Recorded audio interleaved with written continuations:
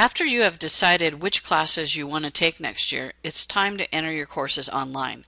You'll do this using Home Access Center. Log into your account in the normal manner.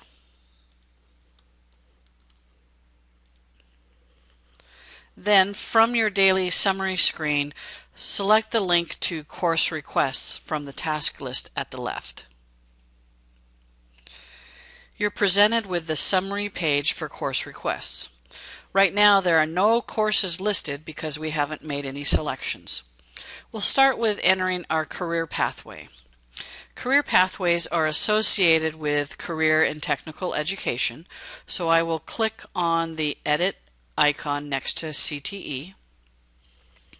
I'm presented with all of the classes associated with CTE, and I notice that some of the classes have a red symbol in front of them. That indicates that I'm not qualified to take that class at this time because I'm either in the wrong grade level or I haven't taken the prerequisites for that class. To find the pathway, I'm going to scroll down to the P's and I'll see that there are the pathways. Pathway for arts and communication, business and marketing, engineering and technical, and so on. In this example, I'm interested in the business and marketing pathway, so I place a check in the checkbox next to its name and I click the Save button. Now I see that on my summary screen I have added the pathway of business and marketing and it has 0 credits. Career pathways don't earn credits, they're just for information purposes at this time. Next I want to enter my English class, and I know that's the subject area of English. So again I click on the edit button. I have a choice of classes in the English department. I know that I want to take AP Junior English, so I check the box, I click Save, and I see that English has appeared on my list and it has a 1.0 credit in the credit column. I also know that I have an alternate in mind in case I can't get into AP Junior English.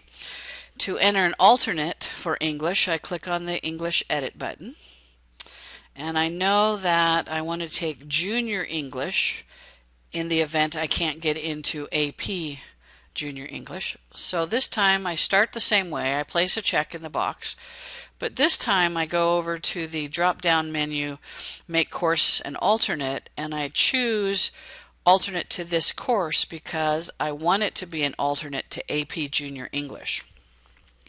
So this now tells me that Junior English is going to be an alternate to AP Junior English. I click Save and I see that I now have both classes in my English subject area. Junior English is a 1.0 alternate credit to AP Junior English, which is 1.0 credit in the credit column. The credit column are the classes I really want next year. I follow the same process to select all of my classes. I'll go on to Social Studies. I click the Edit button. I know I want to take AP World History next year, so I place the check, I hit Save, I double check that it shows up in the credit column because that's the class I'm most interested in. But I do have an alternate in mind, so I click the Edit button again. And this time I know that if I don't get AP World History, I want to take AP Psychology, so I place a check in its box. And I know that this is going to be an alternate specifically to the course that I want, which is World History. You have to make sure that you choose the right course when you're choosing an alternate to this course. So now what I've said is I want AP Psychology as an alternate to AP World History. I click Save. I double check that it shows up correctly on my summary.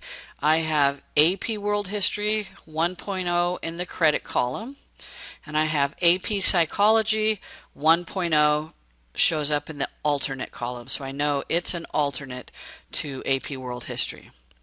Likewise, I want to choose my math class, so I click on the Edit button next to Math. I know I want to take Algebra 2. I add the check, I hit save, I make sure it shows up in the list. It does. I don't have an alternate to my math class, so I'm going to move on to my science. I click the science edit button. I know that I want to take AP chemistry, so I add the check. I click save. I also know that if I don't make it into AP chemistry, I want to take astronomy as its alternate. So I'm going to go in under astronomy, make it an alternate to chemistry. Always make sure that when you're choosing the option of alternate to this course, you pick the right course from the drop down that astronomy should be an alternate to. Again, I click save, and I follow this process for all of the classes. I still have fine arts to select, health and fitness, I may be taking a world language. I follow this process until I've entered all of my courses. Remember, if you have any questions about the courses you're choosing, talk with your counselor or your advisor.